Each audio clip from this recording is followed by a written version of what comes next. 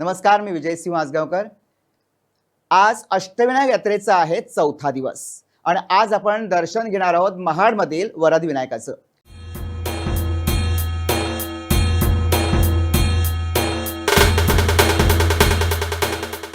रायगड जिल्ह्यातील महाड गावात असलेला वरद विनायक गणपती अष्टविनायकामधील चौथा गणपती मानला जातो। वरद म्हणजेच वरदान देणारा, त्यामुळेच हा गणपती आपल्या भक्तांच्या सर्व मनोकामना पूर्ण करतो अशी श्रद्धा आहे।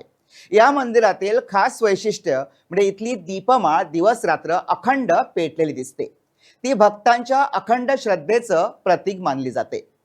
सर्वात वेगळं म्हणजे अष्टविनायकामधील इथेच भक्तांना गणपतीच्या मूर्तीला प्रत्यक्ष स्पर्श करून दर्शन घेण्याची परवानगी आहे।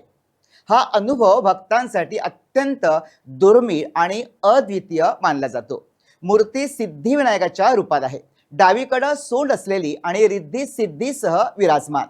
मंदिर साध्या पण देखण्या दगडी बांधकामाचं असून भक्त इथं शांती, समाधान आणि वरदान घेण्यासाठी मोठ्या संख्येने येतात।